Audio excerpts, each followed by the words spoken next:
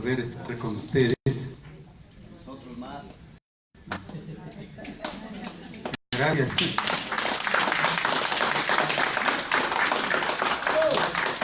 Parece que les gustó las anteriores ponencias.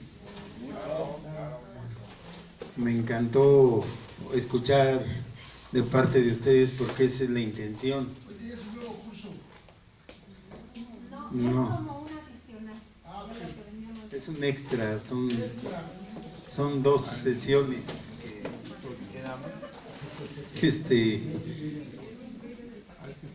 Sí. Me da gusto estar con sindicalistas.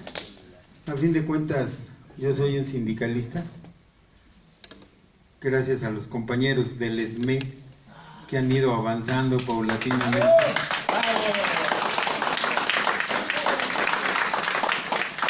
Gracias a ellos se ha podido organizar este tipo de eventos, de cursos para sindicalistas. Ahorita está muy de moda entre la clase trabajadora algunas luchas que ya son tradicionales. Digo, porque vienen de décadas, de años. Entre ellas está la del ESME, está la de la CENTE, están algunos otros sindicatos y corrientes que están tratando de captar mayor fuerza. Por ejemplo, ahorita las huelgas de los sindicatos universitarios, que son de la corriente tradicional, podríamos llamarle, Chapingo, la UAM, Colegio de Posgraduados, etcétera. Pero hoy también están brotando nuevos núcleos organizadores. Matamoros, están organizándose los compañeros de Guama y una serie de trabajadores que no tienen un centro, sino que están saliendo de manera espontánea, reivindicando ese encabronamiento de la clase trabajadora, el encabronamiento del pueblo trabajador.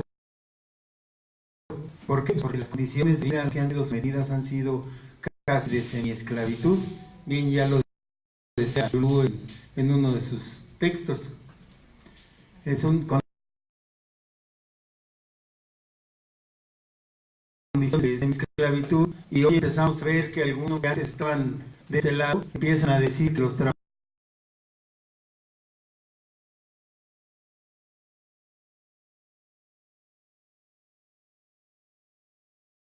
tienen que dar sus peticiones.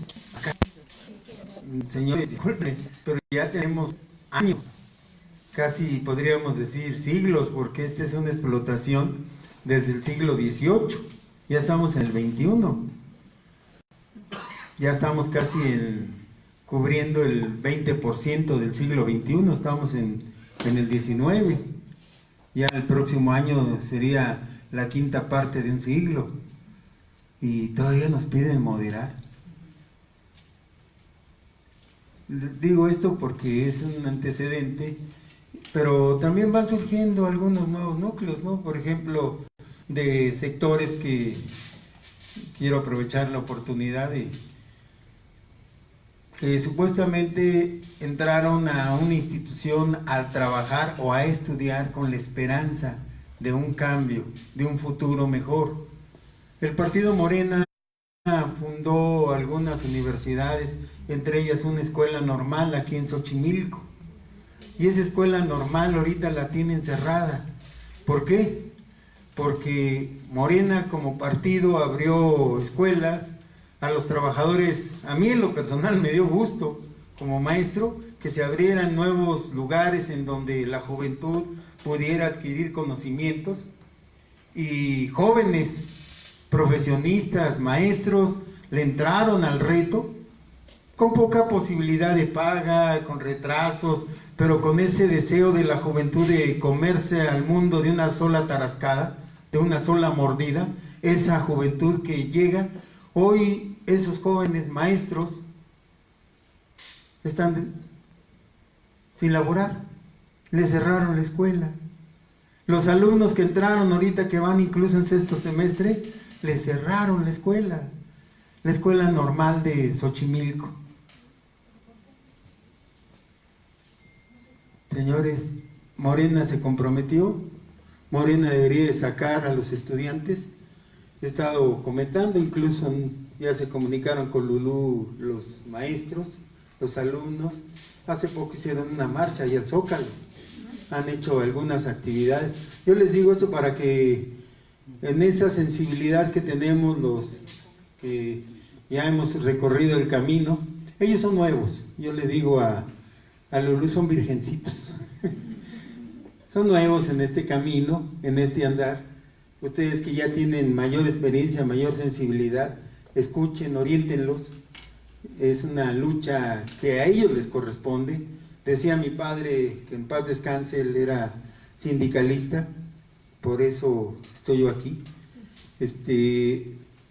Decía que hay batallas que nos corresponden y hay otras que no nos corresponden. Esa no es una batalla que nos corresponde a nosotros, les corresponde a ellos. Obvio, pero no podemos permanecer indiferentes. Tenemos que darle la solidaridad, aunque el que debe de llevar la batalla, la conducción, las metas, los ritmos, porque ellos son los que van a tener los logros. Por eso no podemos sustituirlos, pero sí tenemos que solidarizarnos con todos estos movimientos que están surgiendo, estos emergentes. Me comentan los normalistas de Xochimilco que también hay una escuela, una de las universidades de ingeniería también aquí en la Ciudad de México, Leberto Castillo, que parece que tienen el mismo problema. Ya los desaparecieron. O sea, yo ahí sí les digo, dicen que van a hacer la reforma educativa, etcétera, etcétera. Yo soy uno de esos viejos locos que fundamos la CENTE en 1979, estaba yo un chavalo, estaba poco tiempo de haberle entrado al aspecto sindical, y fui a Tuxtla, ahí presencié ese mecanismo que después se fue desarrollando, que hoy conocemos como CENTE, Coordinadora Nacional de Trabajadores de la Educación y Organizaciones Democráticas. Ese era el nombre original, pero como era muy largo, los periodistas le dejaron nada más CENTE. Antes era CENTE y OD. Los periodistas ahorrando con la sabiduría que tienen para mandar el mensaje, dijeron CENTE con C y luego el CENTE con S, o sea, el charro y los democráticos. Y me da gusto que se vayan incorporando, pero también me da gusto que esos viejos no declinen y todavía tengan esa fortaleza como para seguir asimilando nuevos conocimientos. El día de hoy vamos a tratar, me hacían una pregunta y vamos a tratar de respondernos. Bueno, ¿y qué logramos con la lucha en contra de la nueva ley del ISSSTE, como se le conoce? La lucha del resiste, la lucha de los trabajadores de este país, que desde el punto de vista legal ha sido la más numerosa. ¿Por qué la más numerosa? Si nosotros revisamos las cifras de la gente que estuvo involucrada en los amparos en contra de la nueva ley del ISSSTE, se llega a un porcentaje abrumador, 2 millones de trabajadores amparados. Ojalá hubiéramos logrado que esos trabajadores de manera organizada hubieran salido a la calle. Señores, hubiera sido un golpe demoledor. Se le dieron varios golpes demoledores.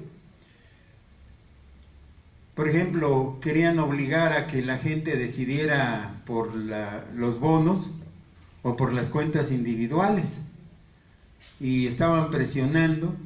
Fue abrumador, porque en medio de una campaña pagada y orquestada por la gran burguesía mexicana, por los grandes empresarios y banqueros, cuando le dijeron a la gente, decide, opta por uno o por el otro, nosotros dimos la consigna de no respondan, no tenemos por qué responder. Esa es una pregunta interesada que a ellos les interesa, pero nosotros vamos a responder con el silencio y no vamos a optar por ninguna. Nuestra opción ya está hecha desde hace mucho tiempo y nuestra opción era lo que entonces llamábamos la vieja ley del ISSSTE. El 95% de los trabajadores decidió no optar. Con eso se le dio un auténtico golpe, pero decisivo, a la reforma calderonista.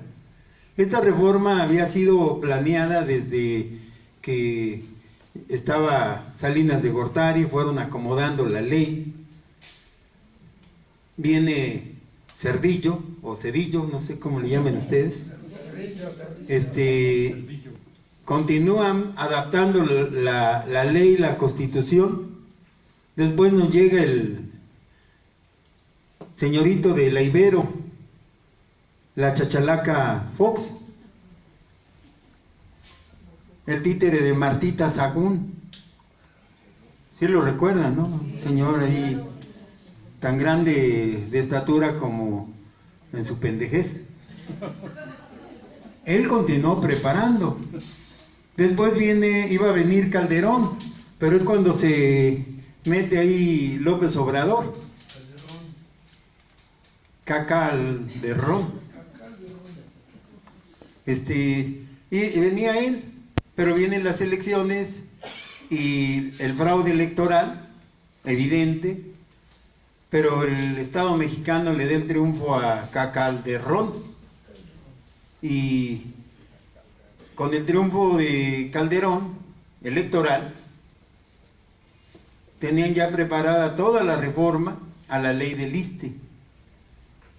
El único problema es que se les metió en medio Obrador denunciando el fraude, que tomó las calles, ¿se acuerdan? Reforma, hasta la Alameda, hasta el Zócalo, tomaron las calles, y mientras no resolvieran el problema de Obrador, tuvieron que detener el golpe. Ese golpe estaba fraguado desde 2006, lo dieron en 2007, porque en 2006 ya en la Gaceta Parlamentaria de la Cámara de Diputados, un 6 de enero de 2006, se había publicado la iniciativa que presentaba Joel Ayala, el dirigente de la FETSE. Ya venían desde 2006, desde principios de 2006. En esa época un servidor estaba trabajando, dando clases, cursos en la Universidad Obrera de México. Y el curso que estaba dando era paradójico porque era el curso de Previsión y Seguridad Social. Daba ahí el de Derecho Laboral, Procesal Laboral, Organización Sindical, y en esa época habían pedido que se les diera un curso en donde se explicara la ley del Seguro Social y la ley del ISSSTE. Yo me he dedicado tengo más de 43 años de andar litigando en materia laboral, o sea, era de eso de llevar juicios, aprende uno mucho, y en ese sentido nos metimos. Estábamos trabajando con este grupo y como eran sindicalistas así como ustedes, de diferentes sindicatos, les entró la curiosidad y empezamos a trabajar sobre la propuesta de Joel Ayala. En esa época se publicó en el internet, lo encuentran en el internet, la propuesta de Joel Ayala, escrita por un servidor, una investigación que hice, en donde denunciaba la problemática que acarreaba si se aprobaba la propuesta del senador Joel Ayala. Ellos decían, es que el ISSSTE no se ha modificado la ley y se tiene que modernizar. Mi respuesta era muy clara en esa época. Yo les decía a los compañeros, antes de modificar la ley deben de cumplirla. Empiecen a cumplir la ley, porque todas las irregularidades que mencionan que hay en el ISSSTE no es porque la ley haya fallado. Lo que pasa es que se están robando la lana, se están robando el dinero y no aplican la ley, o la aplican a su modo, de manera que violentan la ley, la Constitución, y afectan a los trabajadores. Antes de modificar la ley, cúmplanla, señores, porque los que quieren modificarla son los que la aplican, y son los que la aplican mal, y entonces los que aplican mal quieren reformarla, entonces la reforma va a ser mala. Era una lógica humana de lo más sencillo. No, pero insistieron, viene Joel Ayala, hacen la propuesta, solo que junto a Obrador aparece un personaje de esos siniestros, el Bester Gordillo. El Bester Gordillo reclamaba su cuota, porque con la modificación de la ley del ISSSTE se iban a crear nuevas instancias, pensioniste, se iba a dar una modificación en cuanto al FOBISTE igual, y entonces ella reclamaba que quién iba a ocupar los puestos en las juntas directivas. Como era Joel Ayala el que estaba llevando todo, él se iba a llevar todos los cargos, toda la cuota completa, y entonces el Bester reclamaba una parte de la cuota, y dijo no la avalo, y no la avaló. Mientras no la avalaba, mientras se ponían de acuerdo los ladrones, la ley se frenó. Después entra la época electoral, más se frena, porque iba a ser una cuestión que podían usarse en la campaña electoral, la frenaron, pero tan pronto le dan el triunfo a Calderón, entra el factor Obrador. Mientras tanto, nosotros nos habíamos dedicado ahí en la Universidad Obrera a hacer algunas actividades. Los compañeros estaban inquietos, veían que era una afectación real a los derechos laborales, y se empezaron a organizar. Ya les relataba en ocasión anterior, los grupos, les denominamos los grupos de kamikazes, así como los aviadores japoneses que aventaban sus aviones, dirigían sus aviones contra los portaaviones, los buques norteamericanos en la Segunda Guerra Mundial, sabiendo que estrellar el avión implicaba su muerte, pero también implicaba el hundimiento de ese barco. Así los compañeros, yo les decía, son como kamikazes, porque a las 5 o 6 de la mañana ya estábamos, porque me sumé a esas pequeñas brigadas, en el Hospital Zaragoza, en todas las grandes clínicas y hospitales, en las oficinas del ISSSTE, llevábamos volantitos y nos metíamos, ya saben, hay que andarse cuidando de los policías y de los vigilantes porque los sacan. Por eso les decía, como kamikazes, no entrábamos rápido y pum pum, repartíamos y nos salíamos. Iba entrando el cambio de turno, pero hay mucha gente que va a hacerse los análisis de laboratorio de temprana hora, y luego entran más compañeros, y luego empieza a llegar la gente a las citas, y entonces desarrollábamos, cada semana visitábamos un centro, empezamos a difundir. Parece que no, pero esto sí repercutió, porque además los compañeros difundían en sus centros de trabajo y lo llevaban a las asambleas, la información que trabajábamos. Cuando viene el levantamiento de Obrador, de su campamento, yo les dije, aguas, porque ahora sí vienen con todo, nos quieren partir la madre. Hay que ser francos, vienen por todo contra nosotros. Y efectivamente, el 2 de abril nos publican la ley, en 2007, nos publican la ley, y contra toda previsión de muchos compañeros que no habían hecho nada, se nos viene el golpe directo. En esa época, yo había sido en 89, parte en el movimiento de la CENTE, soy maestro de la Escuela Normal Superior de México, soy profesor investigador, y ahí yo había salido delegado de mi escuela, asistí a las reuniones de la CENTE como representante de la escuela, y esta escuela tiene un significado para el magisterio muy especial. Si en Tuxtla Gutiérrez se fundó la CENTE, es en la Normal Superior en donde la CENTE creció, se educó. Por eso nos cerraron la escuela.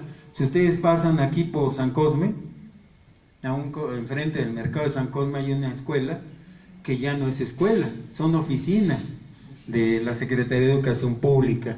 Nos la cerraron precisamente porque ahí era el centro, el núcleo promotor de la CENTE.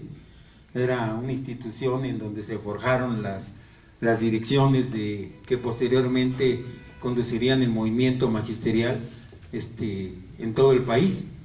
Teníamos 5,000 alumnos en cursos ordinarios que eran del Distrito Federal y del Estado de México, y en cursos intensivos que se les llamaba, 7,000 maestros que venían de todo el país, de todos los estados de la República, y ahí recibían lo que sería la educación para ser maestros de posprimaria, o sea, secundaria, media superior o superior. Y ahí era donde se forjó la CENTE. Entonces, cuando yo llego como representante de la Normal Superior, tenía, como ahorita el ESME, donde llega, todo el mundo lo recibe. ¿Por qué? Pues tiene un prestigio su lucha. Así la Normal Superior al interior de la CENTE tiene un prestigio. Además, como abogado, viene el movimiento del 89, junto con otros compañeros de la sección 10 y de la sección 9, integramos la comisión jurídica. Eso implicó mucho trabajo. El movimiento del 89, cuando tumbamos al Charro Jonquitud Barrios, pero nos metieron a la Gordillo, tuvo un triunfo, ¿no? Porque creció la CENTE a nivel nacional, se conquistaron varias secciones, y esto permitía que en un momento dado la CENTE, al crecer, tuviera una mayor consolidación y una mayor incidencia en el movimiento de masas de los trabajadores. Y cuando se hacían las reuniones nacionales de la CENTE, yo participaba de una manera muy cauta. Conozco la CENTE, y la CENTE es como cualquier sindicato. Hay grupos, grupitos y grupotes, y todos tienen la verdad. Y entonces hay que saber, porque yo lo que quería no era dirigir a la CENTE, lo que pretendíamos nosotros era asesorar jurídicamente a la CENTE, de manera que los trabajadores tuvieran un soporte jurídico para evitar las represiones, los ceses, los despidos, las retenciones de salarios, que son la primera medida que nos hacen a los sindicalistas. Y eso era lo que habíamos logrado en la comisión jurídica del movimiento magisterial, agruparnos y evitar que llegara el pleito de corrientes al interior, y con el compromiso de que no importaba quién pidiera el apoyo, fuera de la corriente que fuera, nosotros íbamos a estar ahí con ellos. Y así lo hicimos. Y en ese sentido, cuando llegábamos a las asambleas de la CENTE, había una cierta concesión, así como que a nosotros no nos tomaban como de un grupo. Ya saben, luego en los sindicatos, que habla el compañero que es de un grupo, los del otro lo atacan. Que habla él de otro grupo, lo atacan. Y entonces unos se atacan a otro. A nosotros como que nos empezaron a... Eso me permitió a mí estar participando en las asambleas de la CENTE, iba yo, porque además yo fui secretario de Trabajo y Conflictos de la sección 10, con el movimiento magisterial. Fui 3 años suplente y 3 años titular, y me encargaba de todas las broncas en la sección 10, entonces era más o menos conocido, y mi opinión tenía un peso, ¿no? Un peso específico, no era absoluto, pero sí tenía un específico, se respetaba mi opinión, pero yo prefería luego no hablar, porque si hablaba, apoyaba a un grupo y me echaba de enemigo al otro, hablaba y tenía que ser muy cauto. Cuando vienen los amparos, estuvimos muy claros en ese sentido. Obvio, como en toda lucha, cuando se nos viene el golpe definitivo, la parte más radical, los ultras, como le decían al interior de la CENTE, ahí en la CENTE se manejan 3 líneas, 3 grandes líneas, ¿no? Los ultras, los reformistas y los del medio. Por ejemplo, en la sección 9, los del medio les llaman la rayita, porque están en medio de los dos, de la ultra y de los reforms, como les dicen. Entonces está la rayita. Entonces procurábamos no meternos.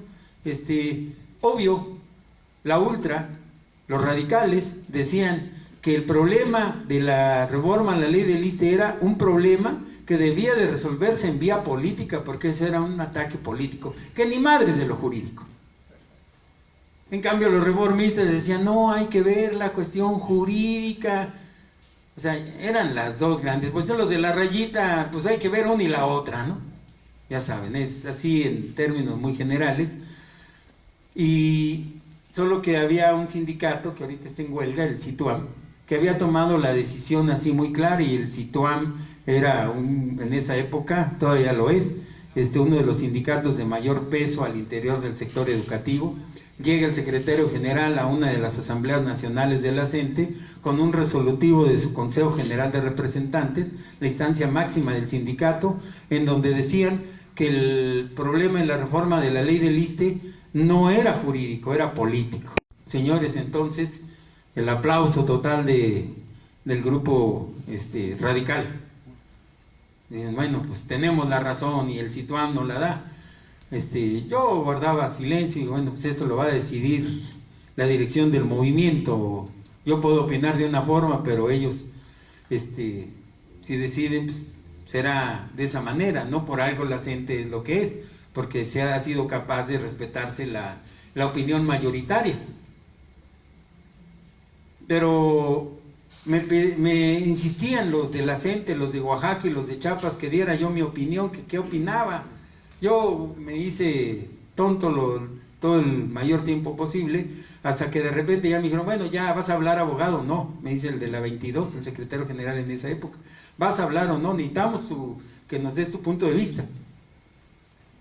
Ya les dije, bueno, yo pienso que, y era mi opinión, que tienen razón los compañeros del CITUAM, esto es político, pero eso no obstaculiza que también intentemos llevar el aspecto jurídico, porque hay graves errores, graves irregularidades que podemos aprovechar, y que en un momento dado, para la gente de menor nivel de conciencia, o sea, la gente de mayor nivel de conciencia va a entender que eso es político y se va a mover por la cuestión política.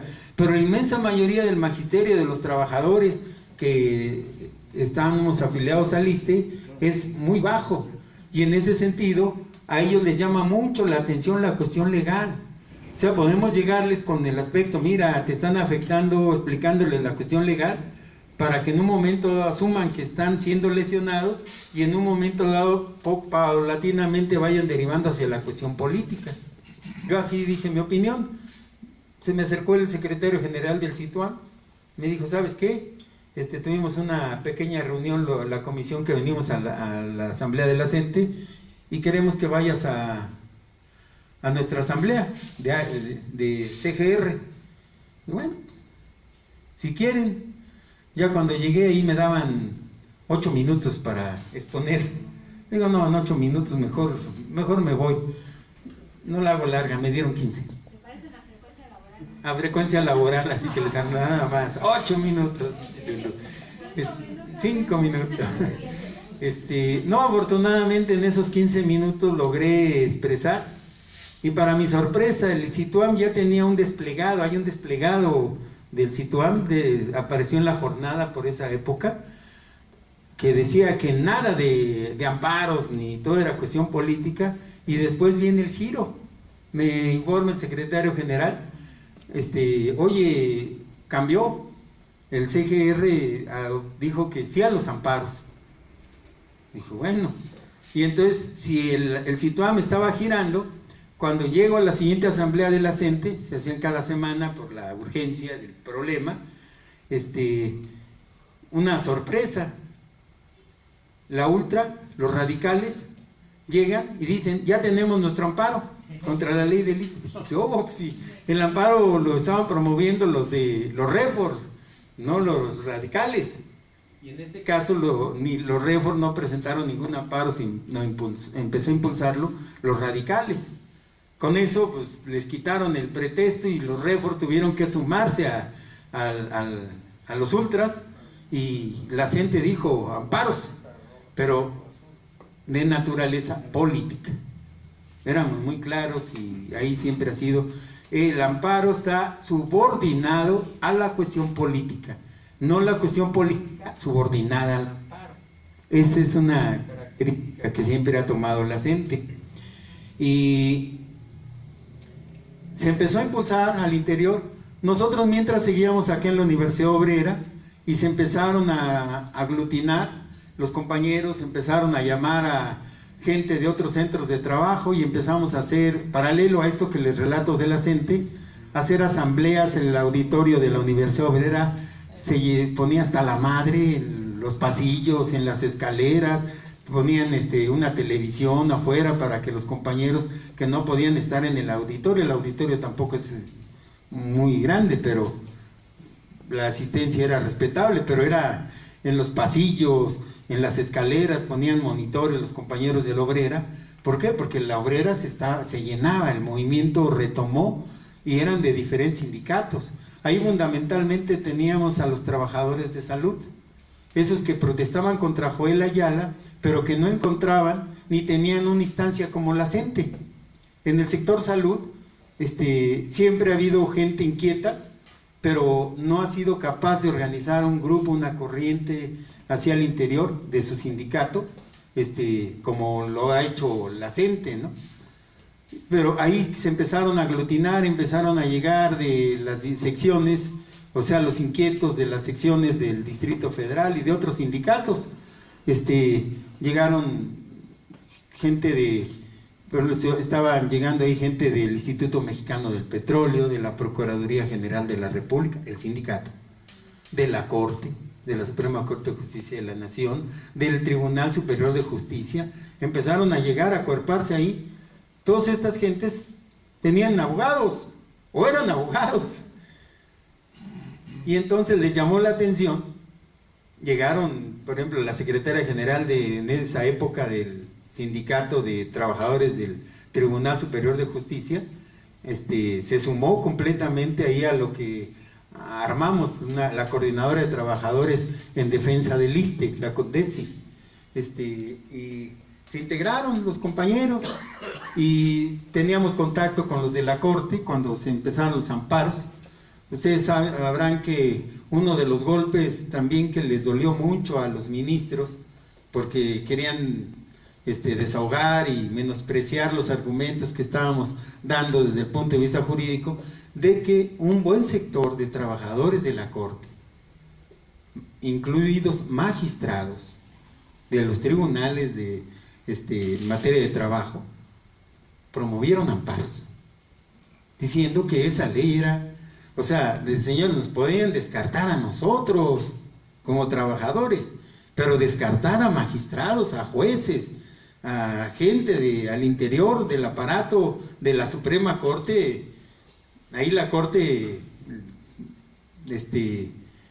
tuvo que reaccionar, no podía descartarnos. Ellos nos daban un montón de argumentos, de cuestiones jurídicas, etcétera. Nos decían, es que por esto les van a hacer esto.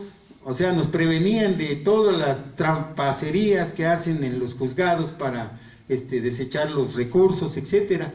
Eso nos ayudó muchísimo. Del Tribunal Superior de Justicia, un sindicato de abogados. Yo era en esa época asesor, una cosa curiosa, era un sindicato de abogados, dirigido por abogados, y necesitaban un asesor jurídico. Y el asesor jurídico era un servidor. Sí, por eso también se acercaron muchísimo, ¿no?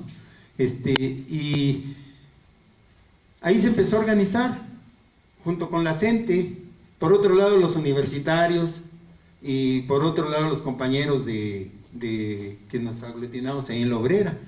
Llegó en esa época un grupito de trabajadores de uno de los sindicatos que ahorita está en huelga, un sindicato muy organizado, muy sólido, muy combativo, de tradición, el del Colegio de Posgraduados. Estaban asistiendo, tenían sus abogados, pero decían, no, es que nuestros abogados manejan lo laboral, pero no manejan previsión social, previsión y seguridad social. Y entonces me convertí yo en el asesor del sindicato. O sea, empezaron a caer ahí, se aglutinó una fuerza política bastante grande, y que cuando se hacían las convocatorias a movilizaciones, de un lado salía la CENTE y del otro lado salíamos nosotros. Llegábamos, integrábamos ahí en el Zócalo. Obvio, nosotros éramos más laxos, más dispersos, porque apenas se estaba aglutinando, pero ese núcleo creció muchísimo, más cuando otro de los abogados que estuvo promoviendo amparos, tal vez lo recuerden, Román Díaz, estaba haciendo amparos aquí en la Alameda, ahí pues, en el hemiciclo Juárez, ponía una mesita y unas lonas y ahí hacía amparos. Llegó a la Obrera y solicitó allá la reunión, que quería hablar conmigo y lo hizo públicamente, que ellos se querían sumar con nosotros. Y dije, pues adelante, pues aquí de lo que se trata es unirnos. Yo siempre he tenido una frase que me recuerda a mi padre: la unidad es el primer paso en el largo camino de la victoria. ¿Quieren ganar? Empiecen por unir, no dividir. La unidad es el primer paso en el largo camino de la victoria, porque la victoria no es corta, es larga. Entonces, la unidad, pues adelante, empezó a asistir Román ahí a las asambleas, y aquello potenció todo, porque tenía miles de amparados. Todas las gentes que llegaban aquí a la Alameda tenían como referencia las asambleas de allá de la Universidad Obrera, eso potenció el movimiento. Esto nos lleva a una conclusión. La gente, cuando dice llega el amparo, los compañeros radicales de la sección 9, fue un poquito sorprendente que de repente un acuerdo entre dos de las corrientes políticas que controlaban la sección 22 de Oaxaca y parte de la sección 9, se aliaron e impusieron como asesor jurídico a Eduardo Miranda Esquivel, de la Unión de Juristas de México. Yo, cuando me preguntan, le digo, yo me hago a un lado, yo no me quiero meter con el señor, porque él es penalista, no laborista. Y entonces, si no conoce el laboral, menos va a conocer el de previsión y seguridad social. Compañeros, yo me hago a un lado, lo respeto y en lo que pueda seguimos colaborando, pero yo sí me hago a un lado, para no obstaculizar su trabajo, que él avance con su unión de juristas y adelante, ¿no? Yo dije, suficiente teníamos ya con los grupos que estábamos acá en la Universidad Obrera. Por eso de repente empieza a aparecer Miranda, desde cuando empieza a mediar la lucha y al término. ¿Cuál es la importancia de Miranda? Pues hablaba a nombre de la gente, sin ser de la gente, y quiso imponer un ritmo y metieron un amparo. El amparo de ellos era de 16, 18 páginas, depende de cómo lo imprimieran. Nuestro amparo al inicio era de 232 páginas. Cuando se suma Román Díaz, el amparo era de más de 600 páginas. O sea, lo fuimos engrosando. Todo esto a partir de una táctica, de una estrategia. Román Díaz es un abogado, luego no coincido con él en la cuestión política, lo respeto, y mi respeto mayor es por la cuestión de que maneje la cuestión del amparo a la perfección. Él se ganó un premio ahí en la universidad, es maestro de la UNAM, de la Facultad de Derecho, el premio que otorgaba en esa época el mejor amparista de México, Ignacio Burgó Orihuela. Y era excelente. Cuando empezamos a trabajar, Román y un servidor, él decía, es que yo de seguridad social no conozco nada, te conozco todo lo de amparo. ¿Por qué no combinamos? Tú manejas el aspecto de seguridad social y yo manejo el aspecto técnico del amparo. Empezamos a coordinar, por eso nuestro amparo se fue haciendo cada vez más grande, y no solo más grande, sino que tomamos una determinación. Incluso viene en la carpeta, viene aquí tenemos un informe. No, ese no es mío, ¿verdad? Ya no lo borra, ahí está. Convocamos a un encuentro nacional de abogados, a ver dónde está el origen, compila. Encuentro Nacional de Abogados, en el 3, perdón. Convocamos un encuentro nacional de abogados porque había más abogados laboralistas. Porfirio Martínez, compañeros de Chihuahua, varios abogados que manejaban la cuestión de seguridad social y que no estaban de acuerdo con Miranda. Decían, es que Miranda, lo conocemos, los que andamos, es como los electricistas que no conozcan a algún compañero de su centro de trabajo. Pues los conocemos, pues somos tan pocos los abogados que defendemos a los trabajadores que sabemos cada quien dónde andamos. Y ¿cuál era si hubo un encuentro nacional de abogados, se invitó a Miranda, dijo que no, que él representaba a la CENTE y la CENTE era lo máximo, bueno, pues adelante. Nosotros tomamos una determinación en esta lucha del ISSSTE. Habíamos metido amparos, y una de las cosas, lo van a ver cuando empiecen a verse los engroses, que se le llama, o sea, el previo a la jurisprudencia, la suplencia y la deficiencia de la queja. Nosotros metíamos amparos y le pedíamos a los compañeros que nos dieran un talón de pago original, la carta poder y una copia fotostática de la credencial del INE en esa época, o del centro de trabajo. Con eso no había pretexto y nos admitían los amparos. Miranda decía fotocopias del talón de pago, de la credencial del INE, y con eso promovía. Le empezaron a rebotar todos los amparos, porque la ley de amparo exige que se lleve un documento original, y entonces le rebotaron todos los amparos, pero no solo a él, a otros abogados, por ejemplo, al del ISSSTE. El secretario general del ISSSTE metió un amparo a nombre de todos los trabajadores y la Corte se lo rebotó, se lo dio a él. Te damos el amparo, empieza el trámite, para ti, secretario general, para tus afiliados no, porque tuvieron que firmarlo cada uno, porque es personalísimo. Otro de los golpes que se le dio fue al Stunam.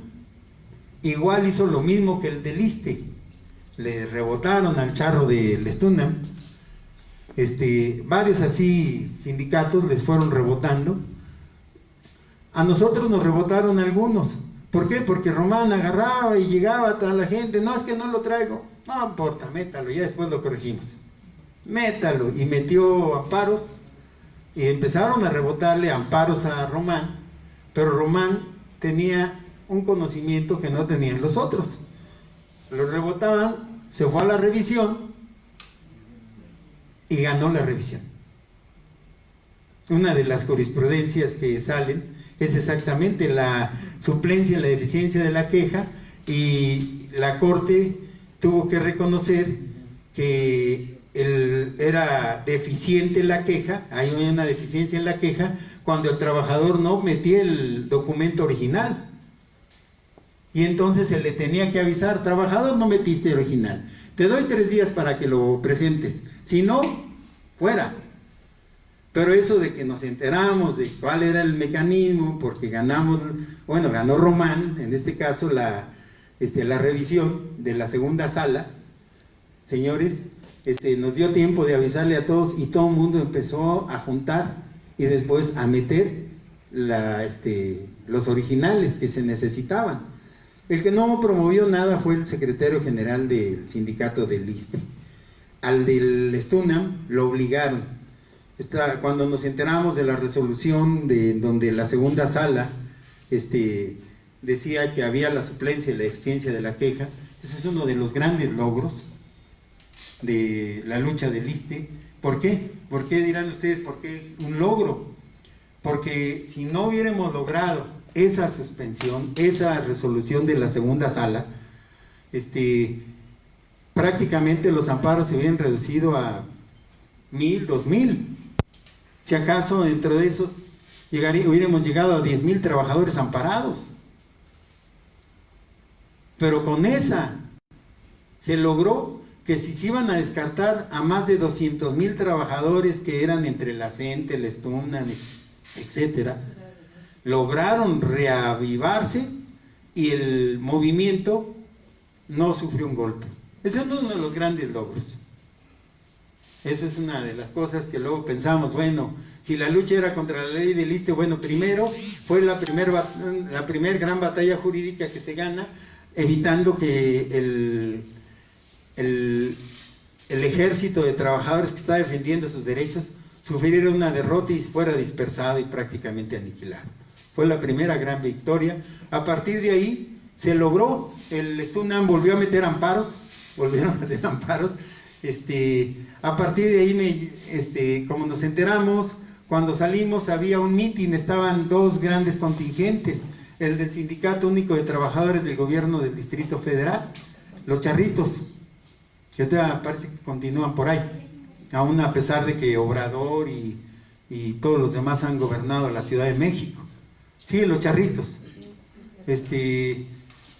Habían hecho lo mismo que el STUNAM, promovían al individual y se logró, empezaron varias secciones a inquietarse, entre ellas la sección de los trabajadores de Limpia, que se rebelaron contra el sindicato, me llamaban y hacían asambleas multitudinarias, los compañeros de la sección de Limpia, de la sección 1, hacían sus reuniones, yo asistía a explicarles, ¿no? Y reavivaron, obligaron al sindicato a meter nuevos amparos, ¿no? Porque estaba contagiándose a otras secciones, y lo mismo en el STUNAM, la oposición, el ala que se estaba oponiendo al entonces secretario general, estaban, cuando nos enteramos de la resolución, llegaron los periodistas, estaban entrevistando, se acercaban los compañeros que tenían un mitin ahí enfrente, un mitin grande ahí enfrente de San Lázaro, en el tribunal, y nos preguntaban qué onda, ya les informamos, y entonces fueron y le decían, bueno, ¿y de nosotros qué saben? Pues yo lo único que sé que también su amparo ya valió. Eso inquietó y le exigieron al secretario general que diera el informe y no se las hago larga, promovieron nuevos amparos. A partir de ahí, también los de el ala izquierda del STUNAM me empezó a requerir como abogado. Participé en varias mesas redondas de debates, pero se llenaban los auditorios, de ahí de ingeniería, de derecho, de Che Guevara, se llenaban los auditorios, en donde confrontaban los abogados de la UNT, que eran los que asesoraban al sindicato, y llegaba yo, y entonces era, ahora sí, la pugna, ¿no?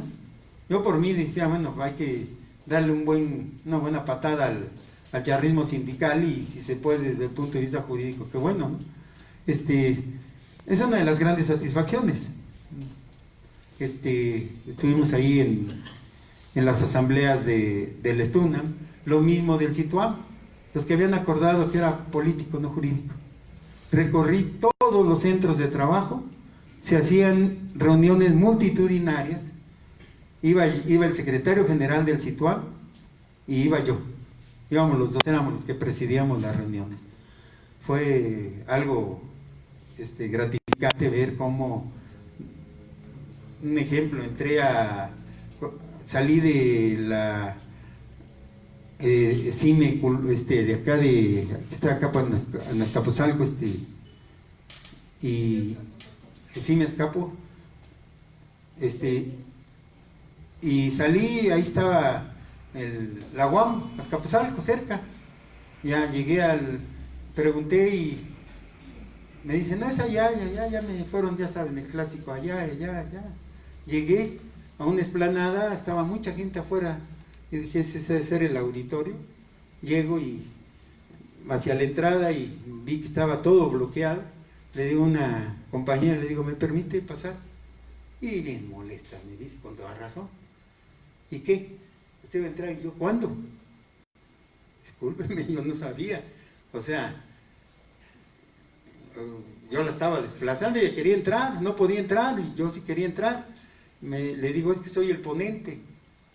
Y corre, es el ponente. No, luego me abrieron un caminito y entré ahí al auditorio, de puntitas, parecía bailarina. Porque estaba hasta la madre, y por eso la compañera estaba enojada porque ella no podía haber entrado. Y yo le estaba diciendo, dame permiso que voy a entrar, ¿no? O sea, lo mismo en Rectoría, en Iztapalapa, en Xochimilco, la UAM anduve ahí dando conferencias. Digo, ¿para qué me ando peleando con la gente, ¿no? Con Miranda, si de muchos lados llegaba a Chapingo. En el colegio de posgraduados tienen un auditorio enorme, no sé si lo conozcan, propio, grande, impresionante. Está muy alto la plataforma y se ve hacia abajo, así está, da miedo, ¿no? Bueno, a mí me daba miedo. Y el auditorio lleno. O sea, anduvimos por todos lados, visitando Chihuahua, Sonora, Oaxaca, etcétera. ¿Dónde está la lucha del ISSSTE? ¿Dónde estaba la gran diferencia? Cuando tuvimos la reunión nacional, el encuentro nacional de abogados, que les comento, era que estábamos tratando de enderezar el barco. Miranda empezó a meter un montón de amparos, de una persona, de 10 personas, de 100, de lo que le caía a él lo metía. Mal fundamentado, le daban palos. Y ahí entendimos la estrategia de la Corte, exigimos una plática con el presidente de la Corte, y nos dijo que iban a resolver conforme a derecho. Vamos a resolver conforme a derecho, porque la ley se debe de respetar. Yo le decía, discúlpeme, pero usted no es abogado. Se enojó el señor, ¿cómo? Le estoy insultando al máximo representante del tribunal. Le digo, porque aquí ustedes son la Suprema Corte de Justicia de la Nación, no de Derecho de la Nación. Y derecho y justicia no son sinónimos. Y usted lo sabe. ¿Cómo que usted sabe que la esclavitud era derecho? Cuando la mujer no tenía derecho a votar y ser votada, era derecho. ¿Eso era justicia? Claro que no era justicia, no es justicia. Por eso, justicia y derecho pueden ser hasta antónimos, palabras contrarias.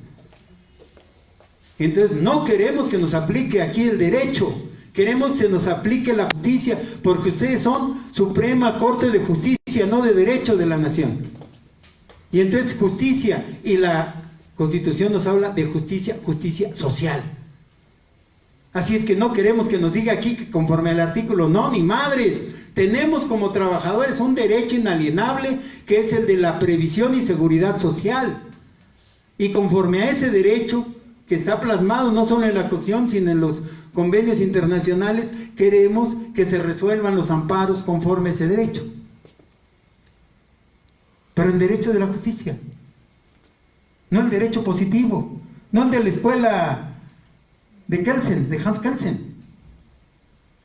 Queremos el derecho por el que luchó el pueblo mexicano y por el cual gracias a él están ustedes aquí como uno de los poderes de la Unión en la revolución. Derecho del 123 de justicia social. El señor se enojó, me quería matar con la mirada. Pero señores, una de las estrategias era ir a ver qué opinaba el de la Corte para saber cómo iban a resolver. Ya nos prometió que iban a hacer maravillas. Yo les decía no, pero nos dijo más o menos que iban a resolver lo más pronto posible. Digo, entonces estos quieren resolver, nosotros estábamos calculando. Así del mismo modo que prevíamos que cuando levantaran Obrador se iban a ir sobre nosotros, estábamos previendo que querían resolver, les urgía resolver porque venían las campañas electorales, venían las votaciones. Y entonces en el Encuentro Nacional de Abogados decíamos, no tenemos que promover para que nos resuelvan, tenemos que dilatar lo más que podamos para que en las plenas campañas electorales estén metidos la resolución de los amparos en contra de la ley del ISSSTE. Y entonces alargábamos y Miranda quería cortar. Incluso hablamos con él y él decía, le empezaron a dar de palos, dice, no, lo que no quiero es promover ninguna controversia después de las sentencias. O sea, no se quería ir ni a la revisión ni a la queja. ¿Por qué? Dicen, para que no sienten jurisprudencia. Le decíamos, se sale peor. Van a sentar jurisprudencia. ¿Cuál era la táctica de la Corte, como lo detectamos ahí cuando fuimos entrevistados con el presidente? Resolver sobre los amparos más débiles, los menos estructurados, para después resolver y tener ya la jurisprudencia y los resolutivos y aplicárselo a los amparos más estructurados. Por ejemplo, el amparo que tenían los trabajadores mismos de la Corte, el amparo que manejábamos junto con los compañeros del Tribunal Superior de Justicia, que aquí del Distrito Federal, el amparo de nosotros, junto con Román Díaz, eran los más estructurados. Esos les iba a aplicar los resolutivos que iba a sacar, y sacó con Miranda. Todos los expedientes que utilizó la Corte para resolver fueron de Miranda, de Unión de Juristas. De 16, 18 páginas eran sus amparos. Pero bueno, esa fue una de las cuestiones. No obstante, la presión, la movilización de la gente, de muchos sindicatos que cada vez se sumaban, cuando quisieron hacer la prueba, a ver cuántos compañeros inclinaban por irse con los bonos, para decirnos la mitad, y la mitad era su previsión, y cuando les va resultando que el 95% no habíamos optado por nada, y solo el 5% habían escogido los bonos, fue un golpe político. Eso los obligó a reflexionar y a que las sentencias no fueran solo sobre Miranda. Agarraron y adoptaron el mecanismo de ir aglutinando los expedientes, los fueron compactando, eran decenas de miles, los fueron compactando, los fueron unificando, y sobre esa unificación resolvieron, pusieron dictaminadores especiales, y de ahí vienen los engroses, o sea, las propuestas de solución, en donde tomaron la mayor parte de lo que promovíamos en todos los amparos, no solo los de Miranda. Ese fue uno de los logros. El segundo gran logro que tuvimos, de que los amparos no se resolvieran sobre los expedientes de Miranda, sino se considerara los expedientes de todos los demás trabajadores. Teníamos ya preparada la campaña por aquello de si nos hacían a un lado y querían resolver solo sobre los de Miranda. Incluso la empezamos a trabajar en ese sentido, avisando a los medios. Resolvieron. Después viene la resolución y nos salen con que solo 5 artículos son anticonstitucionales. Miranda y Vital, uno que andaba promoviendo amparos sin ser abogado de la Secretaría de Salud, que le había llamado el presidente de la Corte, él fue el que casi dijo, este abogado entra, este no entra, como si nosotros lo hubiéramos nombrado nuestro representante, cuando hubo incluso hasta la televisión ahí en la Corte, que se dio 8 minutos o 10 minutos a cada abogado para que expusiera ante los ministros su posición. Por ejemplo, uno de los que no entró fui yo, estaba tachado, y Vital, como nunca avalé su proceder, pues también tachó, y dije, bueno, pues no voy a perder nada si no llego. Hubiera ganado, porque yo sí iba a llegar no me iba a callar. Muchos llegaron ahí al momento de voto, ¿no? Decir que estaban enojados, que los trabajadores estaban molestos. Pero no era cuestión de decir eso, era cuestión de dar el golpe técnico jurídico. Ya no fui, ya se resolvieron. No la hago larga. ¿En qué se quedó? Decían 5 artículos. Vital y Miranda dijeron 5 artículos, los de su Unión de Juristas, pero también los abogados de la UNT de Hernández Juárez, y que asesoraban al Estuna, también dijeron 5 artículos, y los periodistas dijeron 5 artículos, y la gente se quedó con que eran 5 artículos. Y yo les decía, ni madre, son más.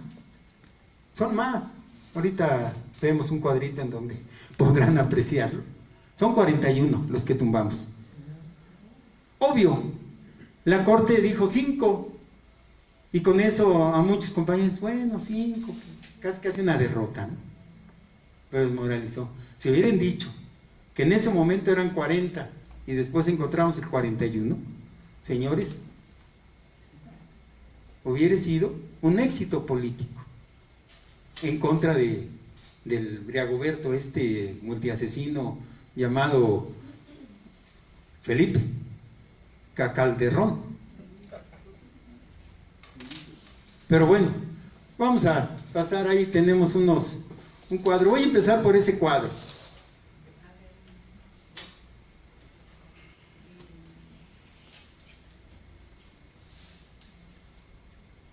Vamos a abrir ese cuadro y después nos vamos a ir regresando para poder... Vamos a ver el resultado y después nos vamos a ir viendo pasos hacia atrás.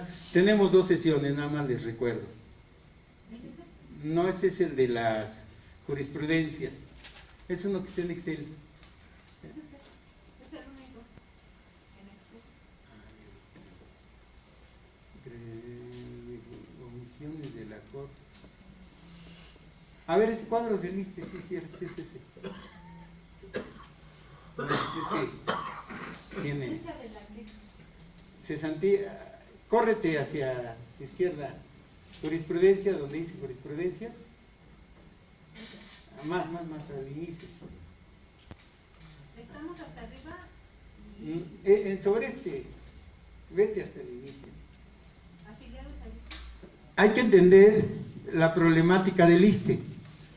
Eso es un cuadro que nos trata de presentar quiénes eran involucrados en el ISSSTE por los amparos, esos 2,5 millones de trabajadores que estábamos en esa época afiliados al ISSSTE. ¿Cómo íbamos? Trabajadores afiliados al ISSSTE. Había 3 tipos de trabajadores. Los nuevos que iniciaban a cotizar, posterior a la reforma. La reforma implicaba que los que a partir de la reforma era un nuevo sistema de seguridad social. Los viejos, o sea, los que cotizamos, los que cotizan, y los jubilados y pensionados, los que ya estaban jubilados y pensionados. Entonces, 3 tipos de gente afiliados al ISSSTE: los viejos, los nuevos y los jubilados. Ahora, dentro de los que estábamos en activo, que cotizábamos, había gentes que estábamos en activo. Hay gente que en el ISSSTE tenían permiso por 6 meses o X. Los que estaban en juicio porque habían sido despedidos y que en un momento dado estaban reclamando la reinstalación y por lo tanto que les regresaran el servicio del ISSSTE. Todo ese tiempo que si ganaban el juicio fueran reinstalados, pero que también en un momento dado regresaran los derechos del ISSSTE, no solo el derecho a trabajar y los salarios caídos. Y los inactivos, compañeros que pidieron un permiso, la mayoría eran mujeres que se casaban y se retiran, y entonces habían cotizado al ISSSTE. No estaban en activo, estaban en inactivo. Tenían sus permisos, pero que en un momento eran afiliados al ISSSTE. No estaban sus derechos vigentes, pero no habían perdido el derecho. En este sentido, hablamos de los trabajadores que cotizan, los jubilados y pensionados. Los veíamos en 3 modalidades, hasta el 31 de marzo del 2007, que era con la vieja ley. Del 1 de abril de 2007 al 31 de diciembre de 2009, que es un periodo que marcaron como de transición. Y después del 1 de enero de 2010, o sea, eran los jubilados que en un momento dado estaban con la vieja ley, otros que había, porque también les pidieron a los jubilados que se optaban por los bonos, etcétera, o que si podían cambiar, o que si regresaban a trabajar. Hay gente que ya se había jubilado, se había retirado y que quería trabajar. Entonces estábamos nosotros tratando de ubicar cuál era el universo de trabajadores del ISSSTE. De ahí es de donde salieron estos 2 millones de amparados. Le cambiamos al otro. Estábamos presentando nosotros, en este sentido, un cuadro. O sea, si nos íbamos a amparar, teníamos que saber qué pedíamos. Una de las cosas del mayor golpe era de que antes en el ISSSTE, con la vieja ley, cotizábamos el 8% y nos subían a más del 12%. ¿Cuánto cotizábamos? Esto era en la vieja ley del ISSSTE, esta es en la nueva ley del ISSSTE. Cuota del trabajador está en la primera columna y en la segunda está la cuota del patrón Estado. El gobierno, Estado, es un patrón, lo define la jurisprudencia de la Suprema Corte. Y entonces nosotros decíamos, en la vieja ley teníamos seguros de medicina preventiva, enfermedades, maternidad y los servicios de rehabilitación física y mental. Y en la nueva ley nos lo cambiaban. Nos daban seguro de salud de trabajadores en activo, para familiares y derechohabientes, seguro de salud, y esto, una de las cosas que, o sea, nos lo cambiaban por el seguro de salud a los trabajadores en salud, en activo y seguro de salud. O sea, nos empezaron a cambiar. Nos daban nombres diferentes, luego para denominar la misma cosa, o nos daban nombres diferentes para definir cosas nuevas. Por eso los trabajadores, pues si no conocen ni la Constitución, pues menos esto. No conocen mucho su contrato colectivo, ni las condiciones generales de trabajo, ni los estatutos de su sindicato, pues esto, señores, los estaba mareando. Lo que necesitábamos, y una de las campañas, eso lo encuentran en el internet, yo subí varias investigaciones que estuve, en donde estaba tratando de orientar a los trabajadores en dónde estaban los cambios y en dónde estaba la afectación. Con estos cuadros los compañeros podían orientarse en relación a dónde estaba la afectación y explicárselo a sus compañeros de centro de trabajo. Este es otro, decíamos, 2.75 y 6.75 eran las contribuciones de esta la segunda era seguro de enfermedades de maternidad y medicina preventiva, que establece este capítulo en favor de pensionistas y sus familiares derechohabientes. Este seguro de enfermedades de maternidad no lo cambian por el seguro de salud de pensionados y familiares derechohabientes. Antes los trabajadores dábamos 0. Los en activo, es a los que nos quitan, nos cobran el ISSSTE. Entonces, ¿de dónde se mantenía esto? El 4% a cargo del ISSSTE, el 4% a cargo de la dependencia o entidad, total el 8%. El 4% del ISSSTE, del presupuesto del ISSSTE, el compañero ya jubilado, le pagaban su seguro de salud, el gobierno, uno el ISSSTE y otro la dependencia donde hubiera trabajado, salud, comunicaciones, educación, etcétera. O sea, 4 y 4 era el 8. Pero aquí nos lo cobran a nosotros. No sé si se pueda correr un poquito. Cuota del trabajador, el 0,63%. O sea, por cada 100 pesos, 63 centavos. Por cada 1,000 pesos, 6 pesos con 30 centavos. Por cada 10,000, 63 pesos. O sea, empezamos a pagar por un seguro de salud, los trabajadores en activo, para los jubilados y pensionados y sus familiares. Yo aquí era una de las esta es una de las grandes omisiones, que el ministro de la Corte se hizo pendejo. Yo le decía, bueno, yo soy trabajador en activo, ella es jubilada. ¿Yo por qué? Disculpen la expresión, ¿yo por qué chingados tengo que pagarle su seguro a ella? Yo la estimo, la quiero mucho porque fue mi compañera. Pero señores, ¿yo por qué de mi sueldo le voy a pagar su seguro a ella? Su seguro a ella se lo debe pagar su patrón, no yo. ¿Por qué me quieres cobrar a mí el 0,63%? Es como si la vecina me dijera que le diera el gasto. O sea, yo le doy a mi mujer, pero a la vecina, Solo que me dé una contraprestación, ¿no? Entonces sí tendría todo el derecho de decir, págame o apórtale. Pero mientras no haya señores, con todo respeto, queremos a nuestros compañeros jubilados y pensionados. En algún momento nosotros vamos a pasar con ellos, pero no tenemos por qué pagarles y les continuamos pagando, nos continúan descontando. Esta es una de las cosas que tenemos que recordarle a Obrador y a María Luisa Alcalde. Maestro, una pregunta. Sí. Pero el jubilado, cuando fue activo, Ahorramos. pagó para que el joven tuviera todo lo que tiene ahora, infraestructura, atención médica, etcétera. Es lo que No decía. es parte de la solidaridad. No. A ver, entonces. A ver. No puede, miren, Lulú ya está jubilada, la agarro de material didáctico. Jubilada. Ella ya cubrió. ¿Cuántos años trabajó? 28, 30, 50 años, no sé, X número. Ya aportó. Y cuando aportó, pagó lo que después va a recibir. Si le pagan una pensión a Lulú, no es que le estén pagando, más bien le están regresando lo que debieron administrar de manera correcta para que después se le reintegre a Lulú, pero que se robaron. Ahora, como se robaron la lana, ahora yo, los compañeros, todos, le vamos a pagar a Lulú el seguro de salud.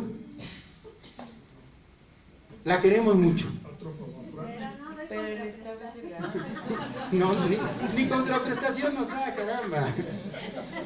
Ese es, o sea, nosotros teníamos que ir ubicando paulatinamente, no sé si regresamos. Y esa es la razón por la que dicen que los activos se están manteniendo a los viejos. Pudiera ser. No, a ver, no conozco quién lo dice, ni en qué sentido, pero puede ser una de estas causas. Yo digo, no es que estemos manteniendo, es que nos está cobrando el gobierno lo que no debemos pagar, y la Corte se hizo pendeja, se omitió, en términos jurídicos así para que no se sientan de que ahí no habla de omitió la resolución, y esto nosotros sí lo metimos en los amparos. Cuando nos dijeron 5 artículos, yo le decía a Román, oye, no son 5, son más.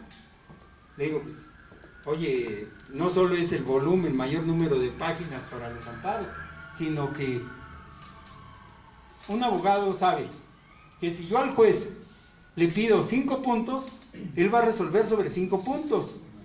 Pero si yo le pido que resuelva sobre 500 puntos, tiene que resolver los 500. Los que pidieron 5, esos de 16, 18 páginas en los amparos de Unión de Juristas, pues tenían sus 5 puntos. Salieron. Pero nosotros teníamos esos 5 puntos y mucho más. Ya los de juristas, pues ya tenían sus 5, ya, ¿qué le buscan? Pero nosotros teníamos más, señores, nosotros nos fuimos contra toda la ley, objetamos artículo por artículo y explicábamos por qué. Nos tuvo que resolver de todos los artículos de la ley, la Corte, y al resolver, obvio que había más de 5. Ahorita lo podremos apreciar. Esto teníamos primero, antes que nada, para saber qué obtuvimos, qué no obtuvimos, dónde nos golpearon, dónde ganamos, dónde perdimos, dónde está todavía por irresoluto el caso que les ponimos de seguro de riesgo. Nos regresamos acá. De este lado. ¿Y qué es ese? No. Esos servicios de atención para el... A ver, súbele tantito. Súbele para arriba. ¿Todo? A ver. Seguro. A ver. Sí, a ver. Por ejemplo, seguro de enfermedades de maternidad y medicina. Súbele tantito a la siguiente. Servicios de atención para el bienestar y desarrollo. Las famosas guarderías. Ahí están. Desarrollo infantil, integrales de retiro y jubilados y pensionados. Señores, ¿dónde hay un centro de retiro en donde podamos los jubilados y pensionados ir a descansar?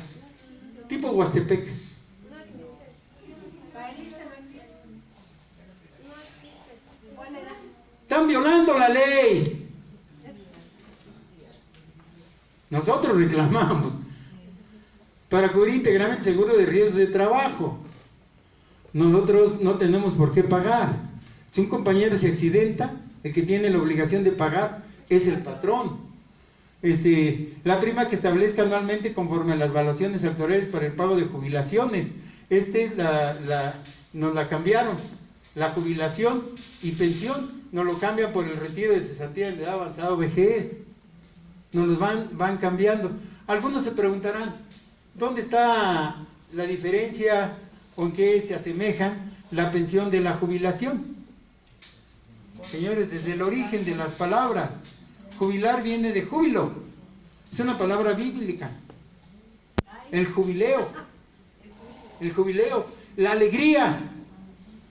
Es cuando el trabajador se retira. Cascado, pero completo.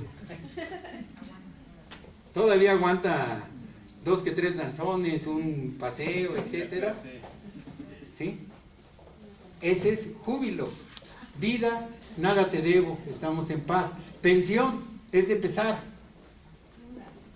Es decir, el trabajador no acabó cascado, acabó jodido, lesionado, loco, inválido. Señores, tiene una enfermedad. No acabó completo. Por eso se retira antes del tiempo para jubilarse. En ese sentido se habla de pensión. Esas son cosas que nosotros tendríamos que manejarles. A ver, le subimos. Aquí hay los aportes. El seguro de retiro en edad avanzada, ese no lo pagamos, lo tiene que pagar la dependencia totalmente. Constituir el fondo de vivienda, ahí nos descuentan, aquí nos lo subieron. No sé si lo pudieras hacer más chico para verla de aquí, un poquito, de aquí. No, pero quítale. Lo voy a Algo un poquito más grande, a ver si se puede. En este cuadro estábamos nosotros tratando de hacerle ver a los compañeros cómo nos cobraban antes, cómo nos cobran hoy. ¿Qué servicios nos daban y qué servicios nos quitaron? Le subimos para no cansarnos tanto.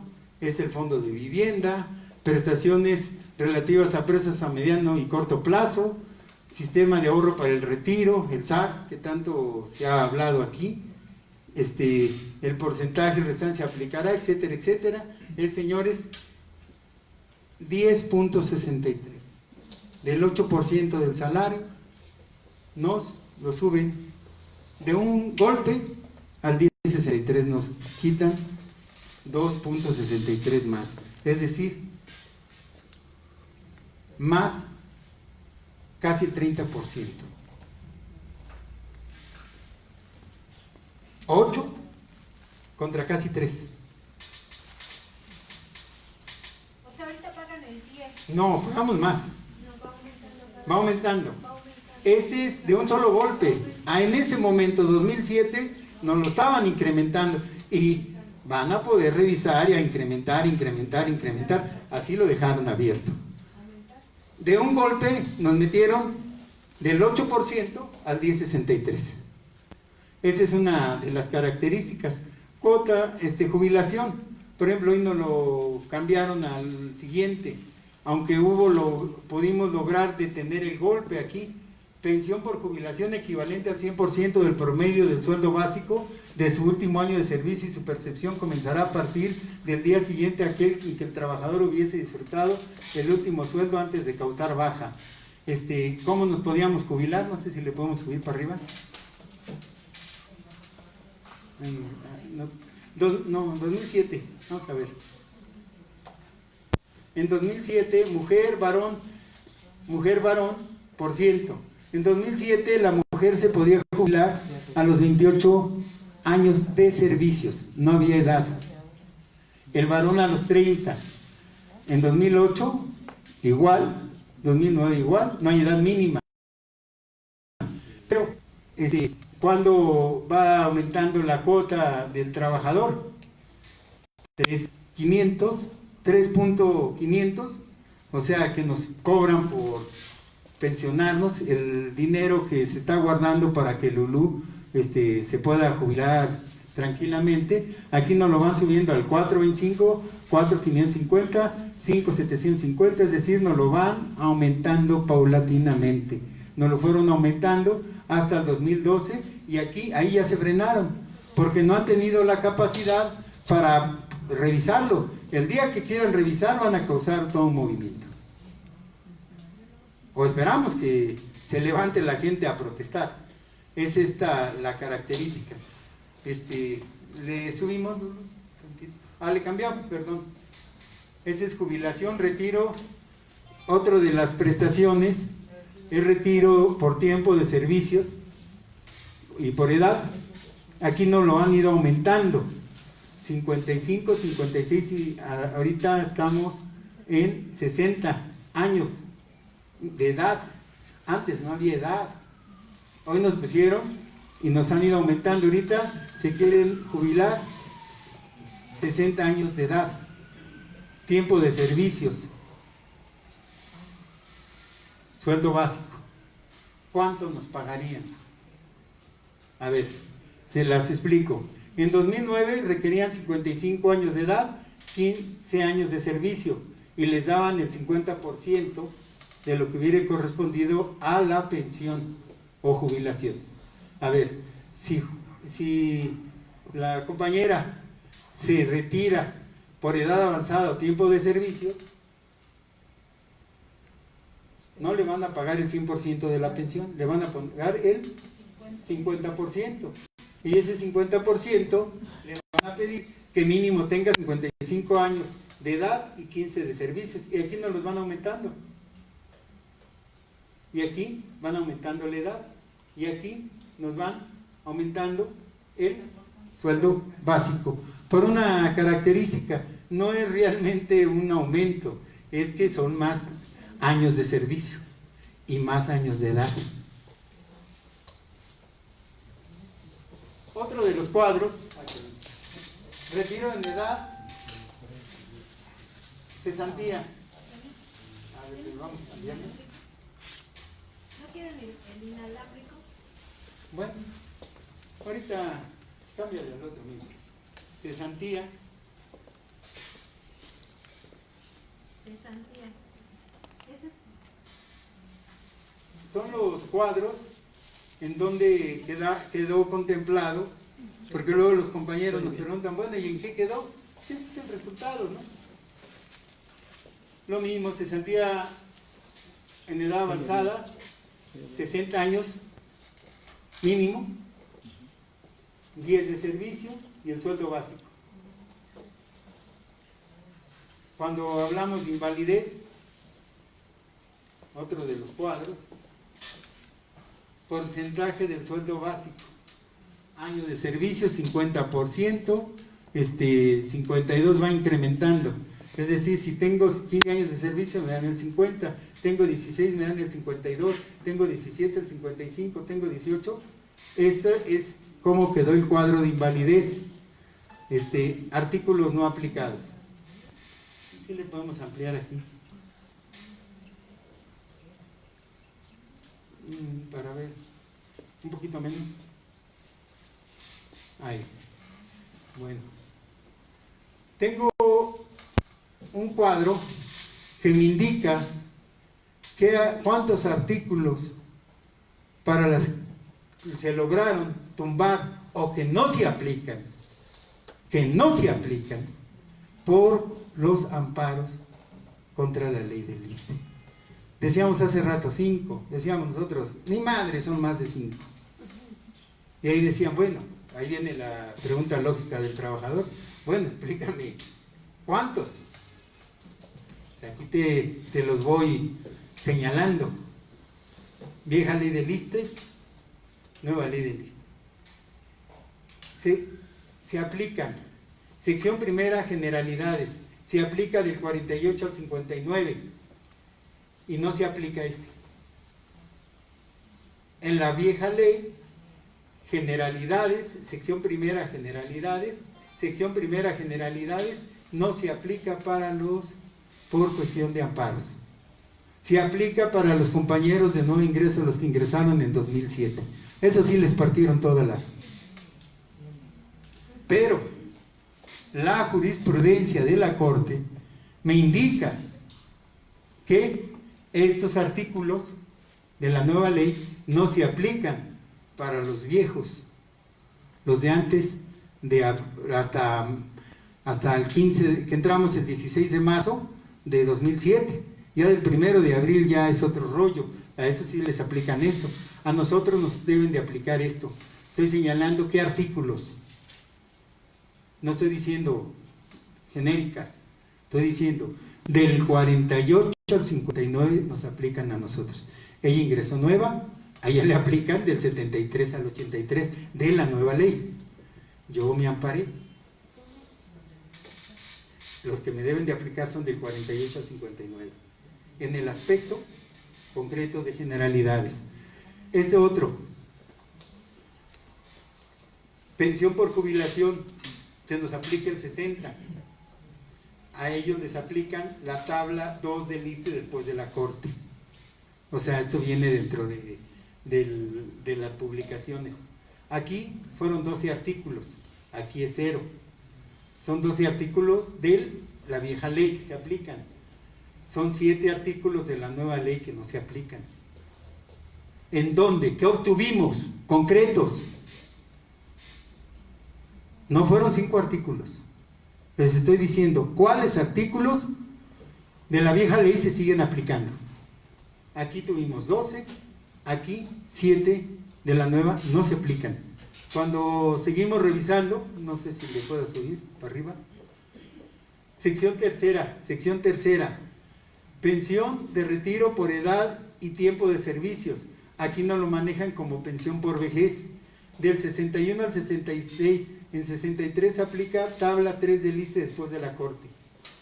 4 artículos de la vieja se aplican, 4 de la nueva ley no se aplican. ¿Cuáles esos 4? Del 88 al 91, 88, 89, 90 y 91.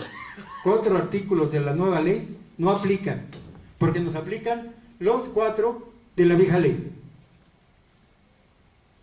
Ustedes dirán, número de artículos. No, es que el contenido es diferente. El contenido de cada artículo es diferente. Cuando hablamos, en este caso, sección cuarta, pensión por invalidez, del 67 al 72, aquí del 114 al 117. Si aplican 6, se dejan de aplicar 4. Aquí nos aplican pensión por invalidez, nos aplican 11. Ahí, señores, nos partieron la cara. Cuando estamos hablando de pensión por causa de muerte, tiene el mismo nombre. Aquí es título octavo, seguro de invalidez y vida, sección tercera, y es sección quinta. Pensión por causa de muerte, del 73 al 81, son 9 artículos que se aplican. Del 129 al 138 son 10, no aplican. Cuando seguimos subiendo, vamos encontrando otros 5, que se refieren a pensión por cesantía en edad avanzada, 5 contra 4. Y aquí no aplican indemnización global. Nosotros podemos recibir la indemnización global, ya no está en la nueva ley. O sea, 4 artículos que hablan de la indemnización global y que no están en la nueva ley. ¿Qué significa esa indemnización global? Que yo me quiero retirar, pero no alcanzo por edad o tiempo de servicio, etcétera. Cuando nos piden 15 o 10 años mínimo de servicio, que yo tengo 7 de servicios, y digo, ya no voy a trabajar para nada y me retiro totalmente del ISSSTE. Te pido a mí, me reintegres lo que yo aporté, y entonces me lo pagan, y ya no vuelvo. Entonces nosotros podríamos hacer eso, los nuevos ya no, son 4. Cuando nosotros vamos sumando 40 y 40, aquí es donde decíamos, en un momento dado logramos encontrar que no son 5 artículos, son 40 artículos. Ustedes dirán, bueno, ¿y de dónde este loco sacó esos datos? Vamos a ver otro cuadrito, por favor. De estos. Vamos hasta arriba. Estas son las jurisprudencias que emitió la Corte. Fíjense bien. Ah, no, ese es, a ver. Este es, está en Excel, ¿verdad? Sí, creo que acá Hay uno en el Word. Cierra esto. ya está abriendo. Ah, ya. Pero está tardando, pero sí está abriendo.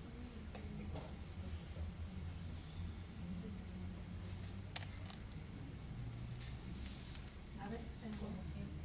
Ciérralo. Cuadro, a ver, espérame. Ponencia, omisiones de la Corte y 5 artículos, entrevista legal, nivel nacional. Compila. Compila, arriba. ¿No? Bueno, es cuando resuelve la Corte y va a emitir las jurisprudencias, antes hizo los engroses que se le llaman, es decir, trata de hacer un resumen, y ese resumen no es exacto, pero lo que implica es que dice, bueno, Lulú y 100 trabajadores más demandaron, y nos señala qué es lo que pidió. Hace rato decíamos, pueden 5 puntos, o 100, o 200, o 500. Ella pidió X número de puntos que consisten en esto, y entonces hace el análisis legal para dar la solución en alguna o en varias jurisprudencias. Estos son los análisis previos que establecieron los ministros de la Corte. ¿Cuál es? A ver. Son las jurisprudencias. La compila. Las jurisprudencias, déjame leer, es de la 105, tesis jurisprudencial número 105 de 2008, es del Pleno de la Suprema Corte de Justicia. Las jurisprudencias pueden ser de diferentes aspectos, pueden ser de tribunales colegiados de circuito, que aplican solo en el tribunal. O sea, el país se divide, si quiero meter un amparo, primera instancia es el juez federal. El juez federal me resuelve mal, me voy al tribunal, que es el superior del juez. El tribunal puede establecer sus jurisprudencias, pero solo valen en el territorio de ese tribunal, porque hay más tribunales, porque el país se divide en áreas. Pero si un tribunal tiene una jurisprudencia y otro una jurisprudencia contraria, se tiene que eliminar una de las dos, o sumarse las dos, o quitarse las dos. Es una jurisprudencia porque son tesis contrarias. O puede ser que ya fui al juez, el juez me negó el amparo, me fui al colegiado, al tribunal colegiado, me lo negó, me voy a la queja y me voy a la sala. La Suprema Corte de Justicia tiene 2 salas, la primera y la segunda, válgase la expresión. Antes tenía 4. La primera y la segunda, bueno, ya me voy a alguna de las 2 salas que me resuelvan, dependiendo de la competencia, si es laboral, civil, mercantil, penal, etc. La segunda sala que los conflictos. ¿Se acuerdan que decíamos que se tuvo una primera resolución en relación a la suplencia de la eficiencia de la queja por la segunda sala? Que después, como se impugnaron, etcétera, retomó esa resolución el Pleno, o sea, el Pleno que consiste, se suman las 2 salas, se hace una sola, es el Pleno, y ya las resoluciones del Pleno, señores, ya no se mueven. ¿Qué es la jurisprudencia? No es ley, pero es la interpretación de la ley. O sea, sí, es ley, pero no es ley. Válgase ese cantinfleo, ¿no? Es la interpretación de la ley. Porque yo puedo decir, que la ley dice esto, él dice otra cosa y él interpreta otra. Entonces, la jurisprudencia es, diríamos, la interpretación verdadera. Válgase esa rebusnancia que no es lo correcto. Pero si hay diferentes opiniones, las jurisprudencias dicen, esta es la buena. De manera tal que si la autoridad, el ISSSTE, sigue insistiendo en aplicar la nueva ley cuando hay jurisprudencia diciéndole que no, el trabajador lo que puede decir, señor ISSSTE, nada más te recuerdo que hay jurisprudencia y quiero que la apliques. Que si no, señores, me voy a quejarte en contra de ti. Y quejarme implica que te sancionen, que te suspendan o que incluso te lleven a la cárcel. Acuérdense, por el incumplimiento de este tipo, a Obrador lo destituyeron de jefe de gobierno. No. Bueno, lo querían, sí, lo querían, lo desaboraron, sí, bueno, pero sí se entiende, ¿no? Lo quitaron, lo obligaron, lo quitaron. Aprovechó para irse de campaña abiertamente. Pero bueno, si ustedes desacatan una orden de ese tipo, es que no le preguntan al ISSSTE, ¿estás de acuerdo? No, es una orden. Por eso, válgase la redundancia, técnicamente no es una ley. Pero por el hecho de ser obligatoria y de que no te pregunto y te sanciono, vamos a entenderlo para el uso común de la gente, para los trabajadores, es una ley que no es ley. ¿Sí? O sea, se aplica como si fuera la ley, la interpretación de la ley por parte del Poder Judicial. Maestro, Sí. ¿no puede repetir la escalerita del amparo del juez? A ver, de la manera más simple, puede haber, hay algunas variables, pero de la manera más simple, el juez federal es un solo juez, el amparo. El tribunal son 3, por eso es tribunal. Él es juzgado, él es tribunal, es colegiado. Un tribunal colegiado es un colegio de 3. Tribunal, colegiado. Después la sala, son 2 salas, la primera y la segunda. Y después el pleno. Vamos a ver la jerarquía. Yo puedo meter un amparo ante el juez, puedo meter un amparo ante el tribunal, directo, indirecto, va a depender de la naturaleza de lo que origine el amparo. Si hay una sentencia, un laudo, será de un tipo. Si no ha habido resolución, es una resolución nuevecita, es de otro tipo. El directo, el indirecto. ¿Ok? Pero ahorita no me quiero meter porque luego hasta entre abogados, cuando uno lo explica a gente de abogados, hay confusiones, ¿no? Ahorita nada más que quede así en claro. Es juez, tribunal, sala, pleno. ¿Sale? ¿No? Vamos a dar un receso para que Sí. tomen algo. Nada más déjame terminar esto, ¿no?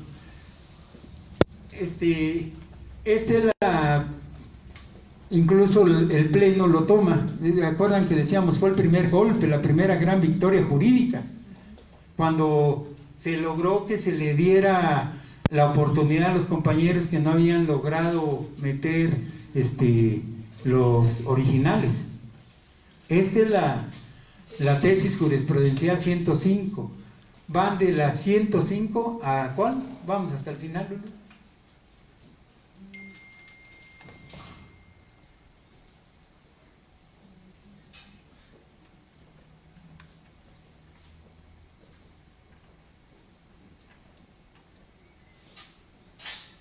...190, más, ¿no? 191, 193, 194.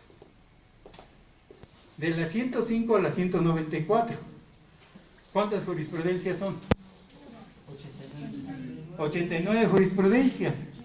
Y Unión de Juristas, la gente de Miranda, pero también los de la UNT Y muchos otros compañeros dijeron, fueron solo 5 artículos. Es que ellos toman del 190 al 195.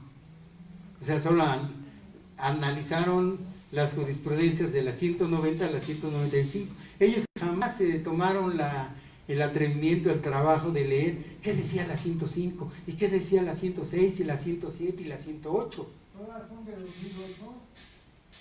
Sí, son del Pleno. Por eso, si quieren encontrar la cita, así, búsquenla en internet, tesis jurisprudencial número 194 de 2008 del Pleno.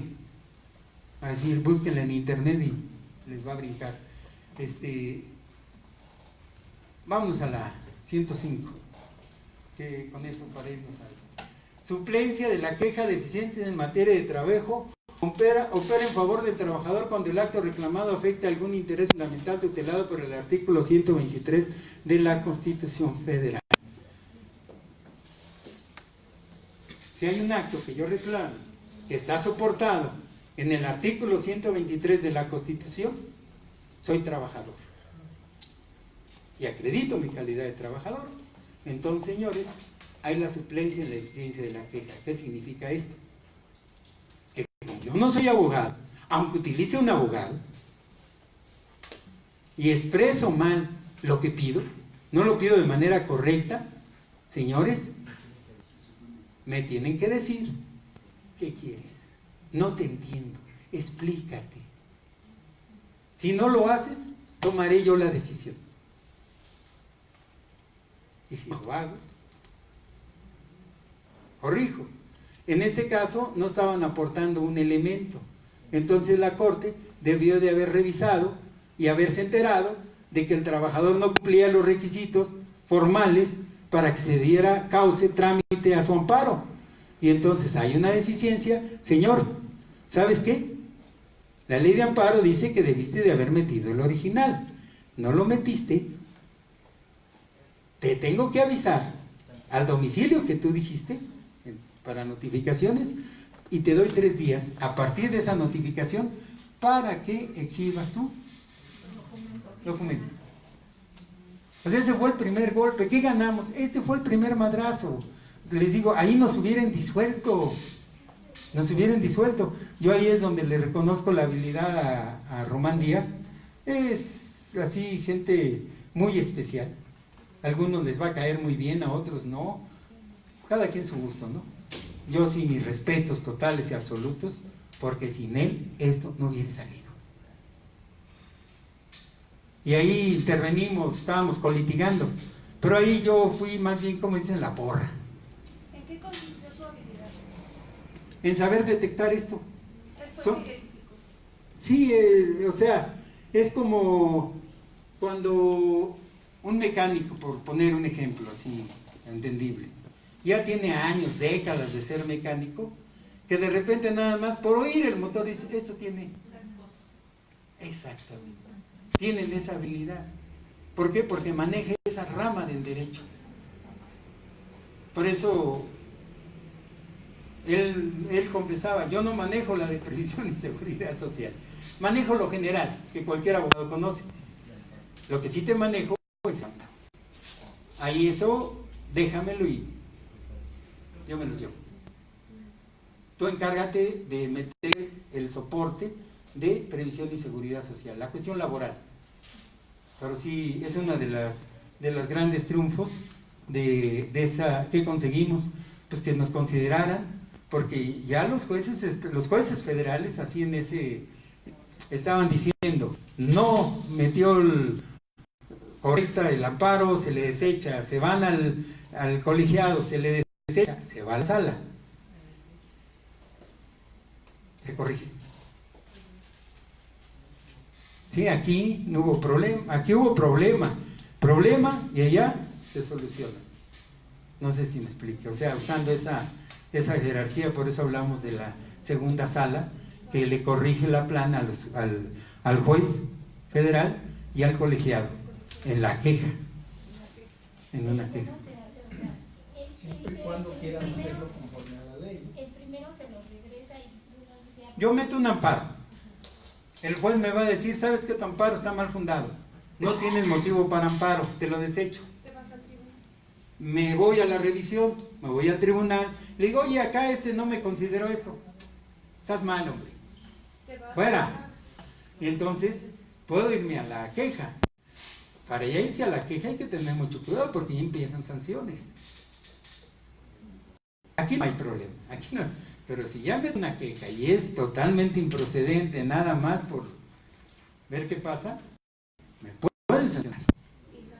Así es que lo llevó a la sala y lo no. ¿Corrigió el juez?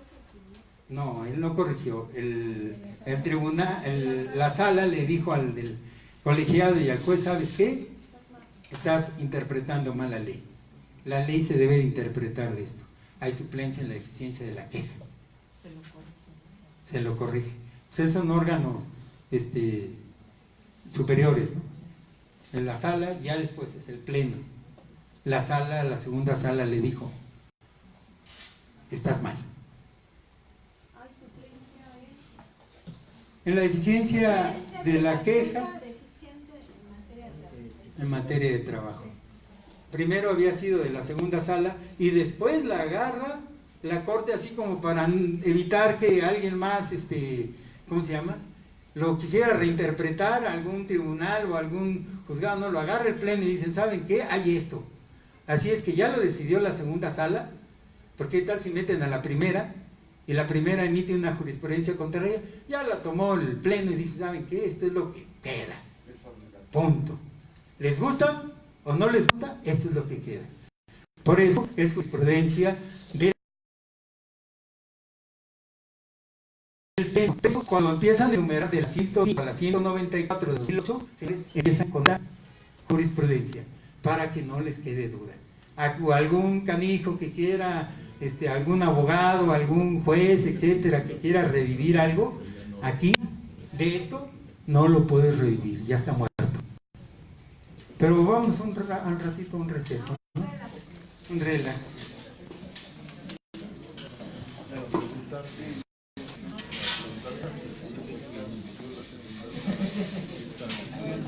Son las 11:19.